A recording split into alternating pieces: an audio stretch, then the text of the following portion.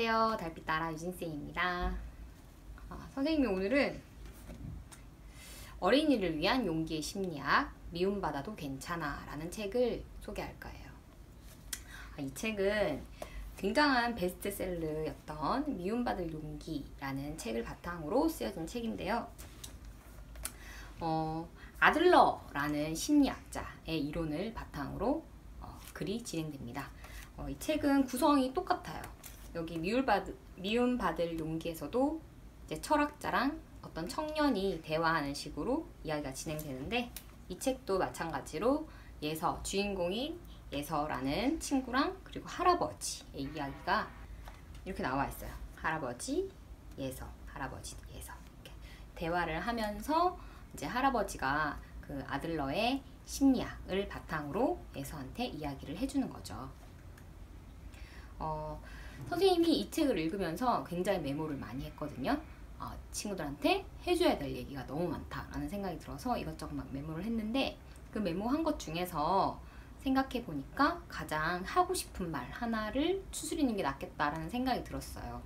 왜냐하면 여기에 나오는 모든 이야기들이 사실 선생님이 이전에 찍었던 꿈을 이루는 캠프라는 영상에서 했던 말들이랑 비슷한 것들이 너무 많은 거예요.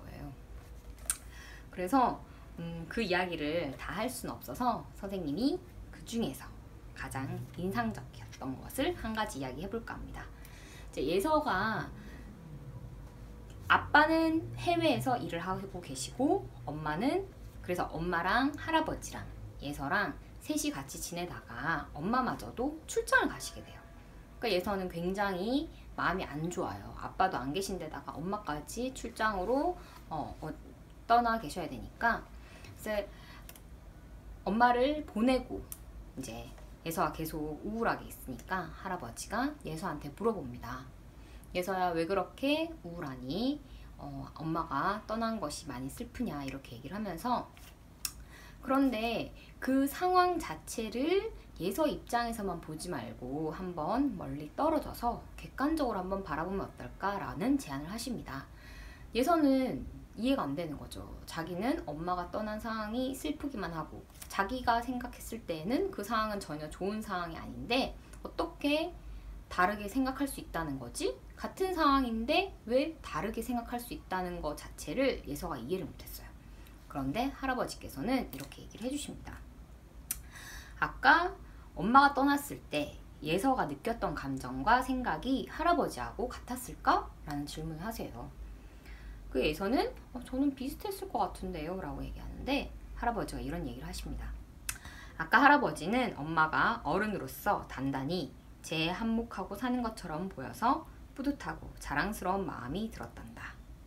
예서도 할아버지하고 같은 마음이 들었니? 아니요.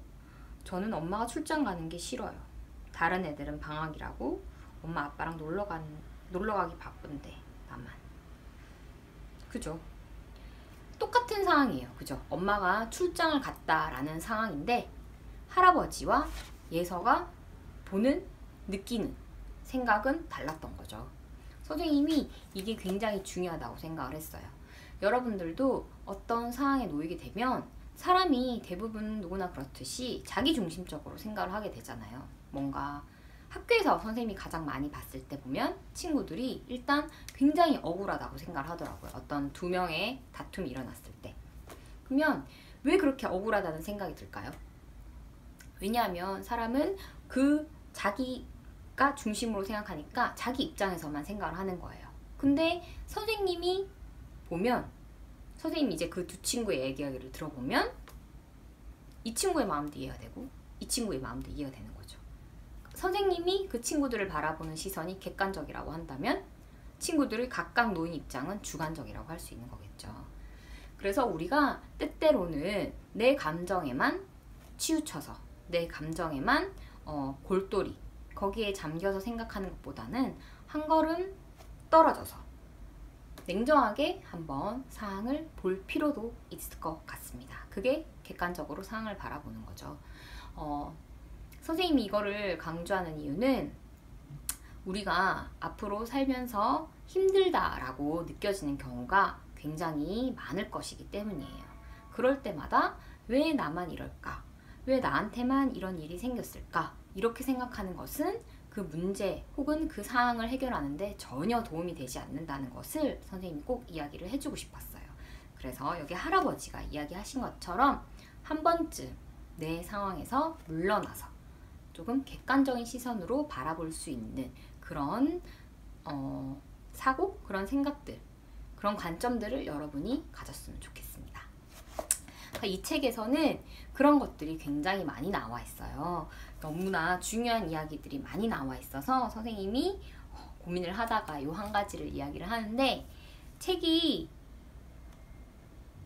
뭐라고 해야 되죠? 이 책은 사실 조금 어려울 수 있어요. 이 책도 쉽게 쓰여진 책이라고 하지만 조금 어렵게 느껴진다면, 이 책을 통해서 분명히 선생님은 이제 작가님이 굉장히 잘 해석을 해서 썼다고 생각을 하거든요. 그러니까 아들러의 심리학이 개인의 심리학, 용기의 심리학이라고 한대요. 그 사람은 자기가 느꼈던 열등감을 바탕으로 해서 왜냐하면 어렸을 때부터 굉장히 나약하고 몸도 약하고 아프고 그래서 뭐든지 할 수 없을 거라는, 특히 형이 굉장히 모든 면에서 뛰어난 형제가 있었기 때문에 그 형에 비해서 나는 굉장히 잘 못한다 라는 열등감을 늘 가지고 있었지만, 다행히 아들러 아버지께서 그게 아니다 라는 걸 알려주고 아들러가 훌륭한 의사로 자랄 수 있게끔 많이 도움을 주셨다고 합니다. 그 가운데 아들러가 느꼈던 것들을 이렇게 연구를 해서 많은 사람들한테 알려주고 그게 아니다 라는 사실을 할 수 있다, 용기를 내면 누구나 자기의 삶을 올바르게 살아갈 수 있다는 것을 알려주게 되는 거죠. 선생님이 요즘에 이런 책들을 찾아보는 건 아닌데 책을 읽다 보니까 공통적으로 하는 말들이 있더라고요. 누구보다도 자기 자신이 되어야 한다. 모든 것의 기준은 자기 자신이 되어야 한다라는 말을 많이 하더라고요. 우리가 열등감이라는 걸 느끼는 것 자체도 비교 때문에 느끼는 거잖아요. 그런데 아들러는 그 열등감 자체는 문제가 되지 않는다고 생각을 합니다. 열등감을 느끼는 것 자체가 문제가 되는 것이 아니라 그 열등감을 가지고 내가 앞으로 어떻게 해야 될 것인가, 그게 중요하다는 거죠.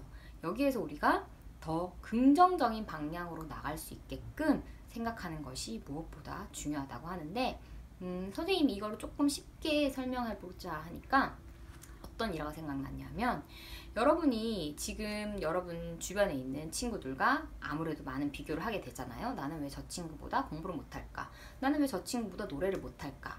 자, 그렇다면 지금 만나고 있는 친구들이 내가 10년 뒤에, 20년 뒤에까지 그 친구들과 계속해서 경쟁을 하게 될까요? 그건 아니라는 거죠, 여러분. 지금 같은 반에 있는 친구들이 내년이 되면 또 흩어지게 될 거고, 물론 일부 중에 또 같은 반이 될 수도 있겠지만, 그런 식으로 매년 여러분이 속하게 되는 집단은 계속 바뀌게 됩니다. 그렇기 때문에 누군가를 비교해 둔다는 것 자체가 의미가 없는 것이라는 거죠. 내가 지금은 그 친구보다 좀 못할 수 있지만 또 다른 상황이 됐을 때는 또 누군가보다는 잘할 수 있는 거고, 여러분 그게 정말 중요하다고 생각을 해요. 앞으로 여러분이 만나게 될 세상은 요만큼이 아니라 점점 정말 큰 것이거든요. 그러니까 누구랑 비교하는 것은 정말 의미가 없는 일이고, 내가 그 전에 비해서 얼마나 더 성장하고 있느냐, 그게 정말 중요하다는 거죠.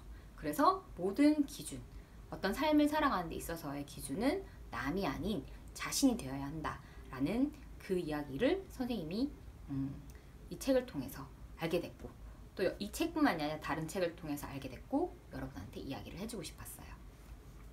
미움받아도 괜찮아 라는 책 여러분 한번 꼭 읽어보고, 정말 중요한 이야기들이 많이 나와 있더라고요. 선생님이 여러분한테 해주고 싶었던 이야기들이 정말 많이 나와 있으니까 이 책을 읽어보면서 여러분이 조금 쓸쓸한 마음이 있었다면, 혹은 좀 힘든 마음이 있었다면 꼭 위로를 받을 수 있는 그런 좋은 계기가 되었으면 좋겠습니다.